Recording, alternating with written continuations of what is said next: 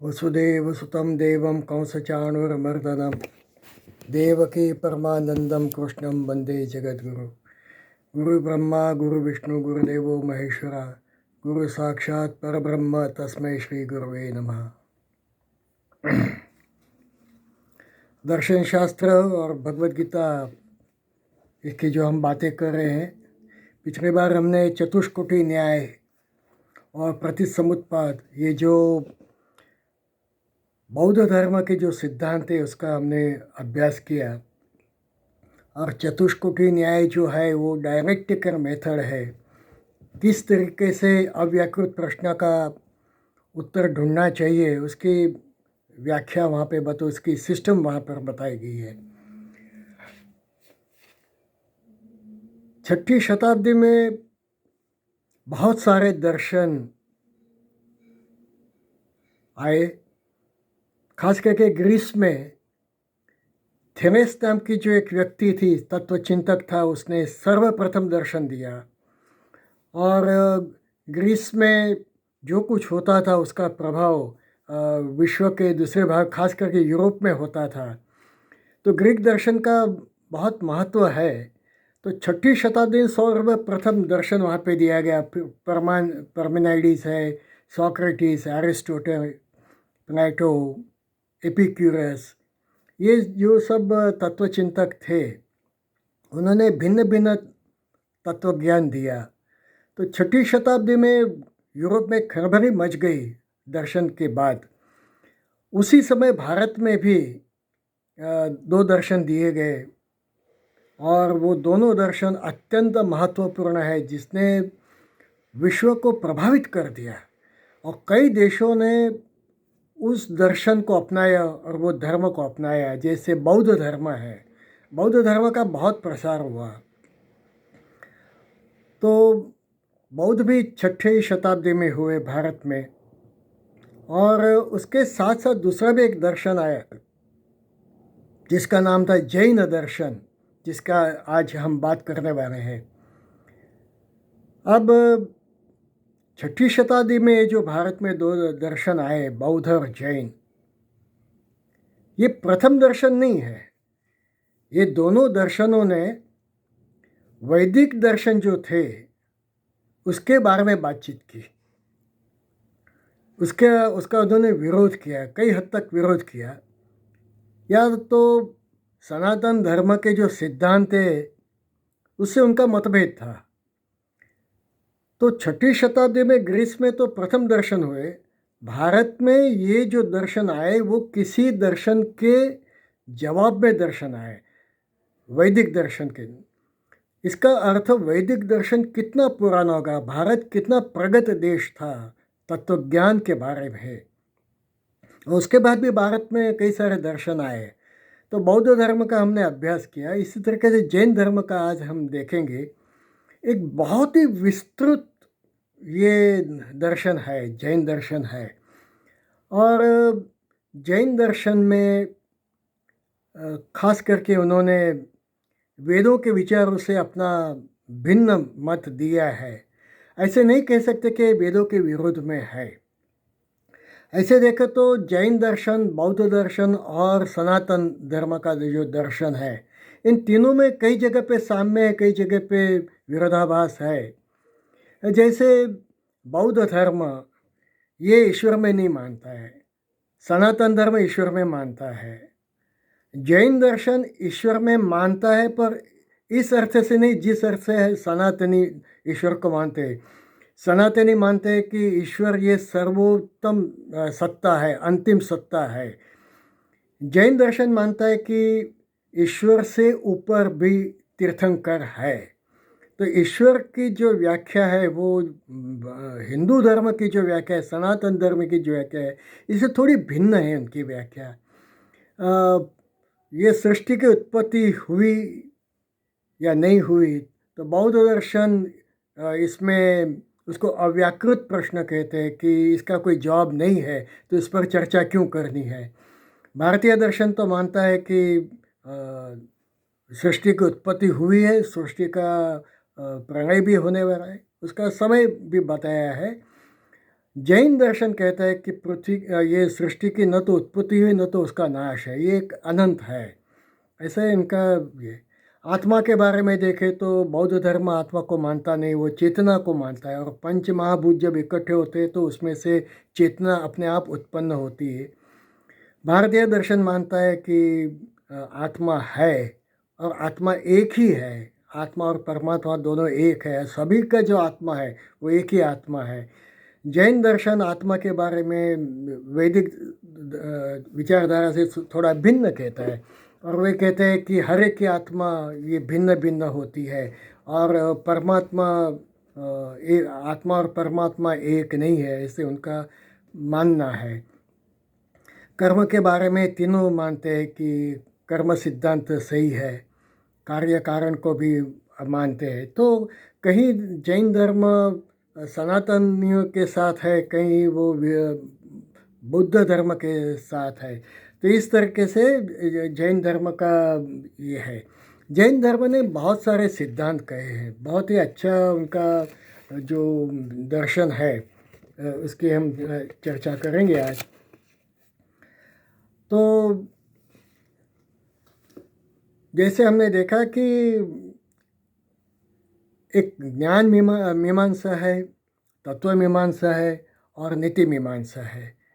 Epistemology, theology and ऑक्सियोलॉजी, ये जो तीन मीमांसा है, तो इसी तीन मीमांसा पर जैन धर्म ने तीन बातें की। तो ज्ञान मीमांसा जो है, एपिस्टेमोलॉजी, उस पर उन्होंने स्यादवाद नाम का एक सिद्धांत दिया है।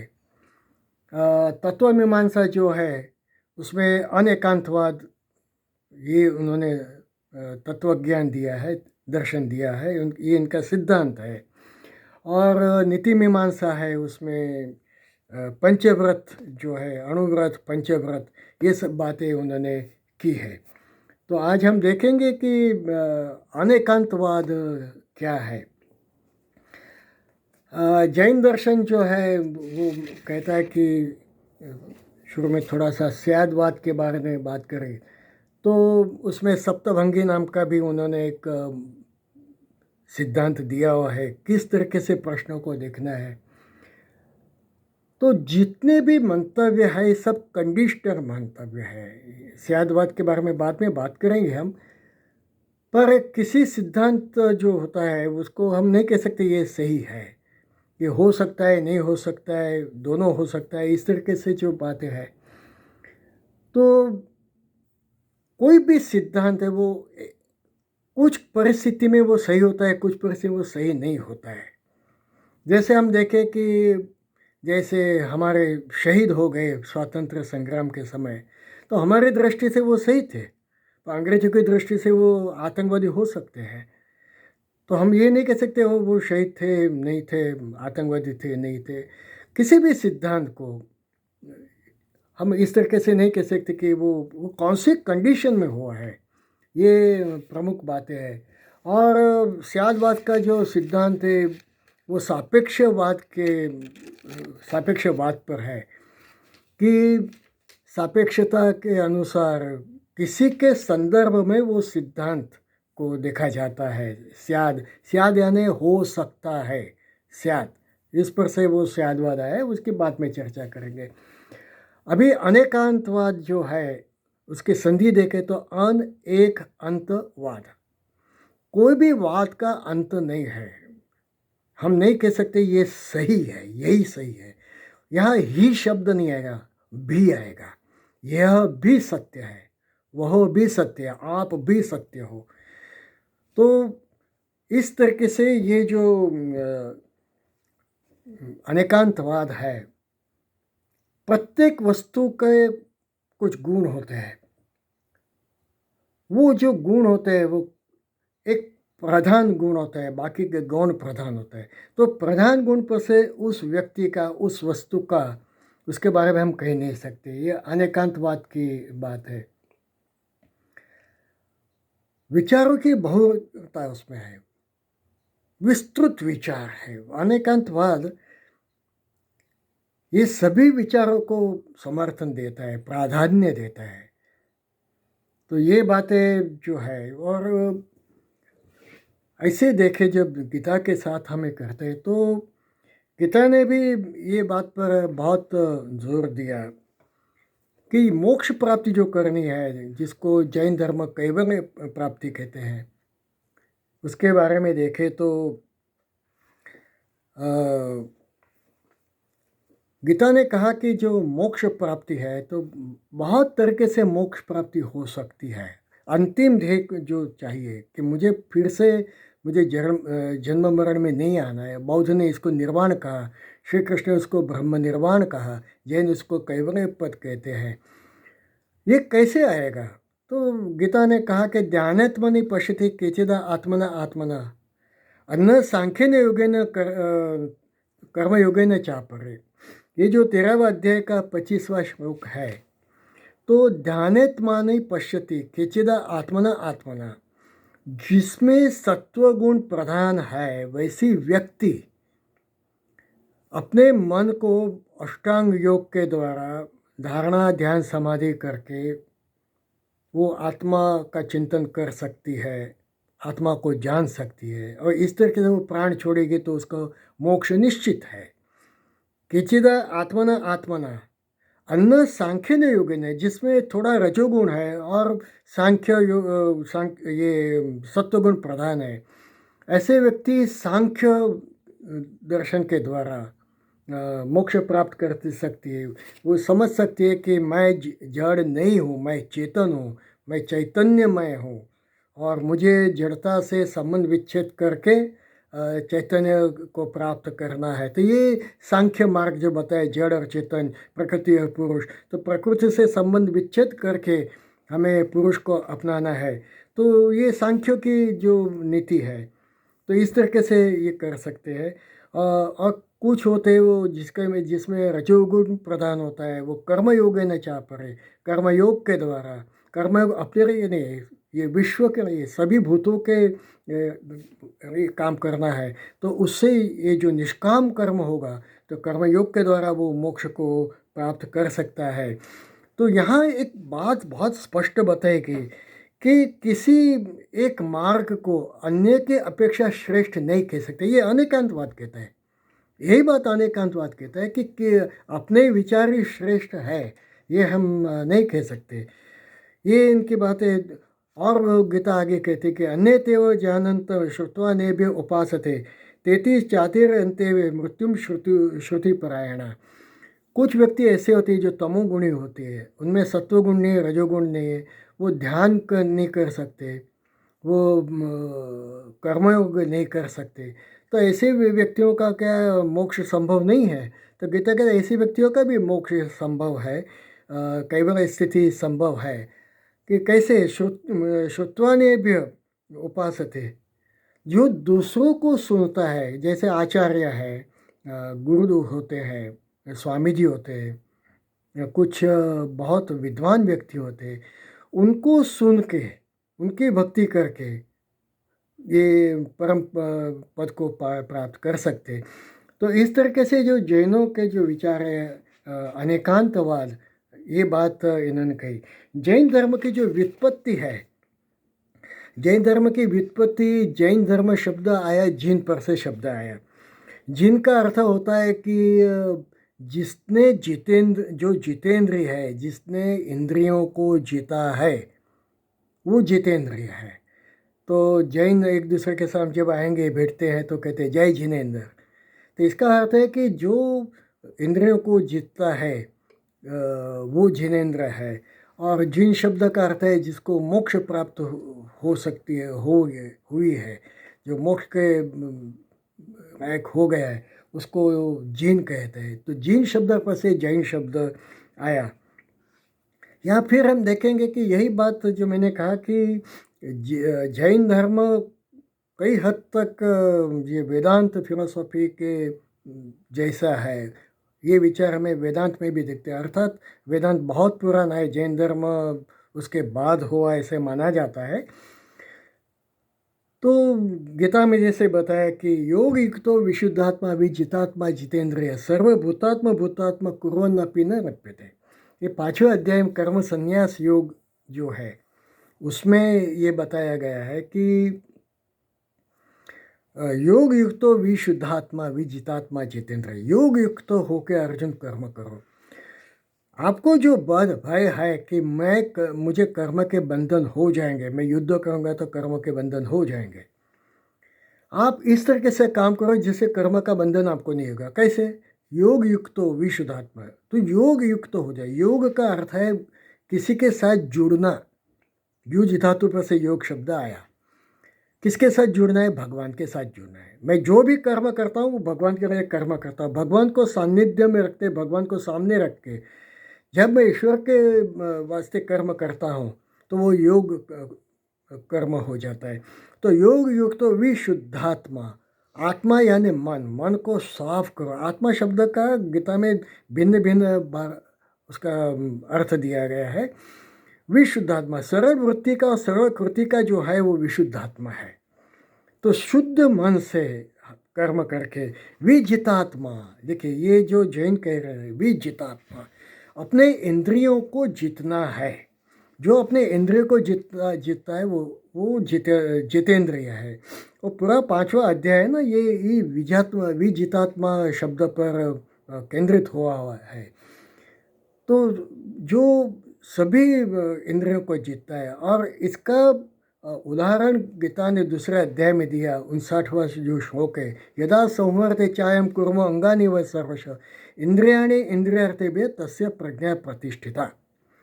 यदा संवर्ते चायम कुर्मो अंगानि व सर्व। कुर्म का अर्थ है कछुआ। कछुआ जिस तरीके से अपने 4 पाँव, उसका सिर और पूंछ इसको संकोचता है और अपने जो कवच के अंदर रख देता है, इसी तरीके से जो स्थित प्रज्ञा है, स्थित प्रज्ञा की व्याख्या में ये सब बताया। यदा संवर्ते चायम कुर्मो अंगानि व सर्वश इंद्रियाणि इंद्रियार्थेभ्यः। इसी तरीके से इंद्रियों को अपने विषयों से दूर करना है, जो खींचना है। इंद्रियां जब विषय को देखती है तो उस तरफ आकर्षित होती है। जैसे आँख के द्वारा हम कोई अच्छी वस्तु को देखते हैं तो आघात प्रतिघात होते हैं, ये होने ही नहीं चाहिए। ये जो विषय से इंद्रियों को दूर करना है, इंद्रियों को मारना नहीं है, इंद्रियों को दूर करना है, उसको एक ट्रेनिंग देनी है। इंद्रियाणि इंद्रियार्थेभ्यः तस्य प्रज्ञा प्रतिष्ठा। उसकी प्रज्ञा स्थित होती है, वो स्थित प्रज्ञा हो जाता है। तो जिस तरह से कछुआ अपने 6 अंगों को करता, वैसे ये जो स्थित प्रज्ञा है वो भी अपने 6 अंगों को, 6 अंग यानी 5 कर्मेंद्रिय और मन, ये 6 वस्तुओं को अपने विषयों से दूर करके अपने वश में रखता है। तो वो जितेंद्रिय होता है। विजितात्मा जितेंद्रिय। उसने आत्मा को जीता है, वो जितेंद्रिय हो जाता है। उसने इंद्रियों को वश में रखा है। सर्वभूतात्मा भूतात्मा, सर्वभूतों में अपने मुझे देखता है। ये बहुत बड़ी चीज़। ये जैन धर्म भी कहता है, ये बौद्ध धर्म भी कहता है। सभी में अपने को देखो, कोई भिन्न नहीं है, कोई श्रेष्ठ नहीं है, सब अच्छे, सभी का कुछ न कुछ तो इस विश्व में काम है। सो सर्वभूतात्मा भूतात्मा कुर्वन् अपि न लिप्यते। आप कर्म करते हुए भी आपको कर्म का बंधन नहीं होगा, ये कहा। तो ये जो जिनेन्द्रिय जो शब्द है, जितेंद्रिय जो शब्द है, उस पर से जैन धर्म, जैन ये नाम दिया गया है।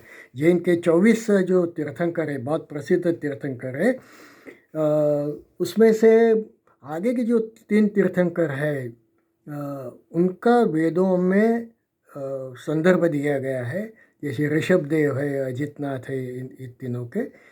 और बाकी में जो पार्श्वनाथ और महावीर है, 23 और 24वें तीर्थंकर, इनका बहुत ही महत्व है। महावीर स्वामी ने तो पूरा जैन धर्म का ये जो सब सिद्धांत महावीर स्वामी ने दिए हुए हैं। तो वेदों में तो इनका है। तो कुछ व्यक्तियों का मानना है, खास करके पाश्चात्य जो तत्वचिंतक है, उनका कहना है कि पार्श्वनाथ और महावीर ये हो गए। आगे के जो तीर्थंकर है वो जैसे पुराणों में ये होता है, वर्णन आता है। तो जैसे इंद्र है, वरुण है, ये देवता जो है वो काल्पनिक देवता है, ऐसे जो उनका कहना है। तो उनका भी कहना है इसके बारे में है कि आगे के जो 22 तीर्थंकर हो गए वो वास्तव में नहीं थे। पार्श्वनाथ और महावीर हो गए 6ठी शताब्दी और उसके पूर्व पार्श्वनाथ हुए हैं, इस तरीके से वे कहते हैं। अब हम देखेंगे कि ये जो तत्व मीमांसा जो है इसके बारे में बात करेंगे, जिसमें अनेकांतवाद जो कहा गया। तो अनेकांतवाद क्या है? तो ये जो थियोसॉफी जो है, ईश्वर मीमांसा जो है, उसमें हम कह सकते हैं कि तीन है। जैसे एक मोनोइज्म है, अद्वैतवाद। दूसरा जो है द्वैतवाद है, जो ड्यूअलिज्म कहते हैं। और तीसरा है, उसमें बहुत सारे अनेकांतवाद जो है, इसमें प्लुरलिज्म हो गए, बहुत सारे देवता हुए हैं। जैसे हमारे वेदों ने भी कहा कि एक ही सत विप्र बहुधा वदंती। पर इसके पूर्व हमारे वेदों में इंद्र, अग्नि, वरुण, ये सब जो है, ये दिव्य गरुत्मान जो कहा गया है, ये भिन्न भिन्न देवताओं को वेदों में मानते थे। पर बाद में ऋषि ने कहा एकम सत विप्र बहुधा वदंती। अग्नि, वरुण, मातरिश्व, अन्याहु, जी जो बताया, तो एक ही सत्य है। और वो जो सत्य के बाकी के भिन्न भिन्न नाम ऐसे बताए। तो यही बात अनेकांतवाद में आती है कि उसमें भी बहुत सारे सत्ताएं हैं। जो वस्तु होती है उसके दो रूप होते हैं। एक होता है स्वपर्याय और दूसरा है परपर्याय। कि जैसे ये पेन है, ये पेन के बारे में हम देखेंगे तो ये पेन जो है ये स्वपर्याय, उसके खुद के जो सिद्धांत है। पर इसके साथ साथ दूसरे बहुत सारी चीज़ें हैं जो इस पेन को काम करने में मदद करती है। सिर्फ ये नहीं कि पेन अपने आप में काम करते हैं, बहुत सारे सिद्धांत हैं। ये सिद्धांत के कारण ये कहा जा सकता है कि जैन धर्म ने पर्यावरण और परिस्थिति का जो एक बहुत अच्छा उन्होंने सिद्धांत दिया है।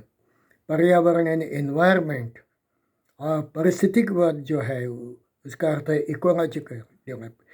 एनवायरनमेंट में ऐसे थे कि हम अपने आप को उसमें केंद्र में रखते हैं और आजू बाजू की वस्तुओं को उसके साथ उसका संबंध जोड़ते हैं। कि पर्यावरण, जैसे हम बैठे हैं हम कहते हैं कि पर्यावरण ठीक नहीं, एनवायरनमेंट ठीक नहीं। इसका अर्थ है कि आजू बाजू की जो सामाजिक परिस्थिति है, सोशल परिस्थिति है, या वातावरण जो है वो अनुकूल नहीं है, तो हम कहेंगे यहाँ का पर्यावरण ठीक नहीं है। पर इकोलॉजिकल डेवलपमेंट की जब बात की जाती है तो उसमें बहुत सारे सिद्धांत आते हैं। क्योंकि एक ही वस्तु नहीं, अनेक वस्तुओं का एक दूसरे के साथ परस्पर संबंध होता है। एक पेड़ को काटेंगे तो उसके साथ उसके कई सारे उसकी असर दूसरों चीज़ों पर होती है, और दूसरों चीज़ों की असर पेड़ पर भी होती है। पेड़ काटने का कारण वातावरण बदल सकता है, एंटासिडेंट मॉइस्चर कंटेंट बदल सकता है, ऋतुमान बदल सकता है। अनेक जीवों का जो एक जीवन है वो भी जा सकता है। पृथ्वी पर उसका, भूमि पर उसकी असर होती है, कई सारी चीज़ों पर उसकी असर होती है एक ही चीज़ के कारण। ये सिद्धांत जो अनेकांतवाद है वो उस पर से एनवायरनमेंट और इकोलॉजिकल डेवलपमेंट की बात इसमें हो सकती है। ये जो अनेकांतवाद के में एक बहुत ही अच्छा उदाहरण देते हैं कि किसी भी चीज़ अंतिम नहीं है। आपके विचारों की भरवता, आपके विचार के अनुसार सिस्टम तय नहीं होगी। जैसे जैन धर्म में जो एक बहुत ही अच्छा उदाहरण दिया गया वो है हाथी का। ये हम सब ये उदाहरण जानते हैं कि 5 अंधे हैं। वो 5 अंधों ने कभी हाथी देखा, उनको कहा गया कि आप देखो ये यहाँ पे हाथी खड़ा है, आपको कैसे दिखता है? तो जिसने सूंड पकड़ी वो कहते हैं कि ये कोई बड़ा अजगर है। दूसरे ने उसके पाँव पकड़े, वो कहते हैं ये बड़ा खंभा है। तीसरे ने उसके पेट पे हाथ रख, कहते हैं बहुत बड़ी दीवार है। चौथे ने उसके पूंछ को पकड़ा तो कहता है कि ये बड़ी रस्सी है। पांचवें ने उसके कान को पकड़ा तो कहता है बड़ा पंखे जैसा कुछ है। अब देखिए, उन्होंने अपने अपने दृष्टि से कहा, वो कुछ हद तक सही था, कुछ हद तक सही नहीं था। ये जो हाथी का सिद्धांत बताया गया वो अनेकांतवाद में बताया गया। इसलिए आपके जो विचार है वो अंतिम विचार नहीं है। गांधी जी ने भी ये सिद्धांत को बताया कि मेरे जो विचार है अंतिम विचार नहीं हो सकता है कि मेरे विचार बाद में बदल जाए। कितनी बड़ी बात गांधी जी ने कही। और होता है कि जब तक हम किसी चीज़ का किसी चीज़ का ज्ञान नहीं होता है तो हम एक चीज़ मानते हैं और बाद में ज्ञान होने के बाद कहते कह रहे मैं तो अज्ञानी था, मुझे पता ही नहीं था। बहुत प्रसिद्ध अमेरिका के जो तत्वचिंतक है एमरसन, एमरसन ने कहा कि मैंने जब कार्लाइल से मुझे भगवत गीता दी गई, उन्होंने जो मुझे भेंट दी, भगवत गीता पढ़ने के बाद मेरे विचारों में आगे परिवर्तन हो गया। ड्रास्टिक चेंजेस मेरे विचारों में आ गए, पूरी विचारधारा उनकी बदल गई। इसी कारण ये जो विचारधारा है वो एक ही इसमें नहीं हो सकता है। एक विचारधारा अंतिम नहीं हो सकती, अनेक विचारधाराएं उसमें आएगी। तो इस तरीके से देखें तो अभी कुछ महीनों पहले रामकृष्ण मिशन राजकोट में एक सर्वधर्म सभा हुई जिसमें भिन्न भिन्न धर्मों के स्वामी जी आए थे, तत्वचिंतक आए थे। उन्होंने बात की, उसमें जो जैन धर्म के एक मुनि थे उन्होंने कहा कि अनेकांतवाद से विश्व में शांति आएगी। बहुत बड़ी बात कही उन्होंने। किसी भी विचार जो है वो अंतिम नहीं है। मेरे विचार जो है वो मेरी दृष्टि से ठीक हो सकते, दूसरों की दृष्टि से ठीक नहीं हो सकते। ये सिद्धांत यदि हम ध्यान में रखें, क्या हुआ कि सोक्रेटिस, एरिस्टोटल और ये न्यूटन, इनके कारण ऐसे हुआ कि एक विश्लेषणात्मक विचारधारा आ गई। उन्होंने विश्लेषण किया और उन्होंने अपने सिद्धांत को सही कहा। इससे क्या हुआ कि क्रिश्चियन धर्म ही अच्छा है, जीसस ही अच्छा है, बाइबल ही अच्छा है, इस तरीके से उसका प्रसार होना शुरू हो गया।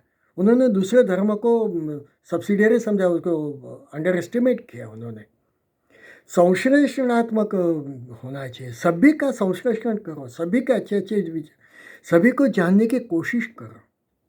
ये यदि आएगा तो विश्व में शांति आ जाएगी। आज हम देखते हैं कि किसी विचारधारा के विरुद्ध में कहा, खास करके हम देखते हैं कि इस्लाम धर्म के बारे में यदि किसी ने बात की तो उसका सिर काट दिया जाता है। जो एक हिंसा हो रही है, कैसे कह सकते कि आपके विचार सत्य हैं? आप दूसरे के विचार को समझो। आप भगवद गीता का अभ्यास करो, बौद्धिज़्म का अभ्यास करो, जैनिज़्म का अभ्यास करो, ग्रीकों की फिलोसॉफी को समझो, क्रिश्चियन की फिलोसॉफी को समझो, सभी की फिलोसॉफी को समझो। सभी को मान देना है।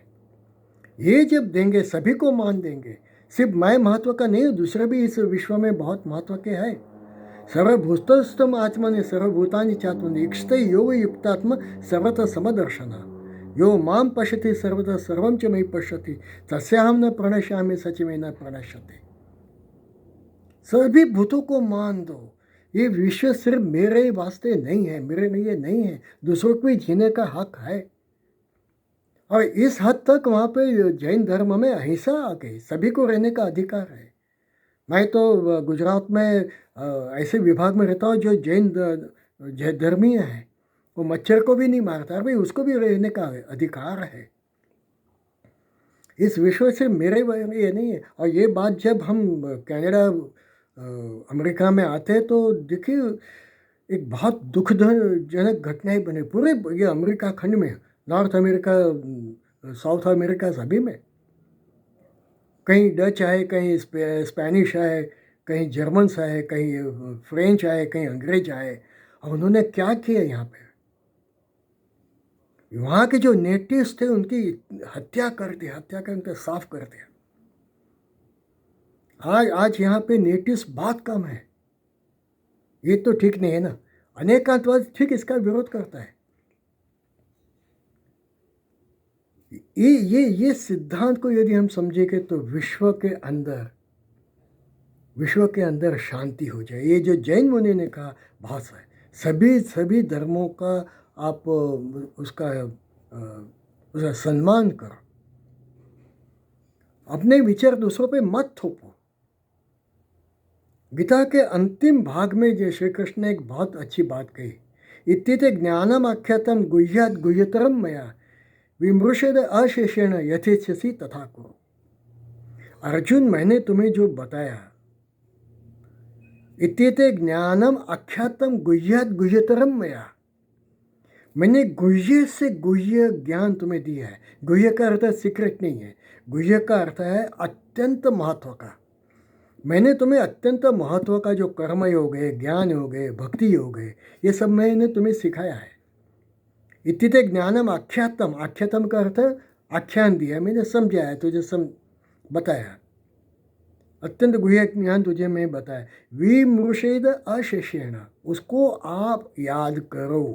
कैसे? अशेषेण, कुछ भी बाकी रखे बिना, कुछ भी शेष रखे बिना आप सबका सब आप उसको याद करो। यथेच्छसि तथा करो, यथा इच्छसि तथा करो, आपको जो करना है वो करो। देखिए, गीता कंपैरिजन नहीं करती है।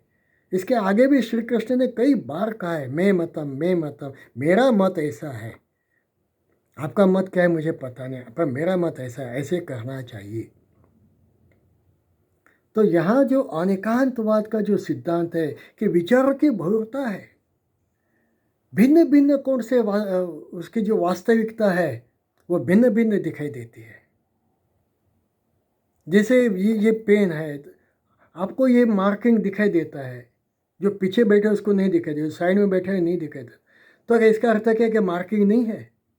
ये जैसे मार्किंग देता है, ये मार्किंग जो है वो आपको दिखाई देगा, जो बाजू में है, पीछे है, जो दूर है, ये इनको नहीं दिखाई देगा। तो इसका अर्थ क्या? मार्किंग नहीं है। विचारों में भी ये चीज़ें आती है, ये भिन्न भिन्नता जो है, ये बात जो उन्होंने बताई, अनेकांतवाद में बताई। अनेकांतवाद का सभी का सम्मान करना है, सभी के विचारों को समझना है, तब विश्व में शांति होगी। ये विश्व के ये एक रामबाण उपाय बताया गया है। तो यहाँ हम समाप्त करते हैं, और आगे के इसमें हम जो स्यादवाद है, सप्तभंगी है, ये सब क्या है, नयवाद है, इसके बारे में चर्चा करेंगे। तो यहाँ हम समाप्त करते। ओम पूर्णमद पूर्णमिदं पूर्णात् पूर्णमुदच्यते पूर्णस्य पूर्णमादाय पूर्णमेवावशिष्यते। ओम शांति शांति शांति। हरि ओम श्री गुरुभ्यो नमः। हरि ओम।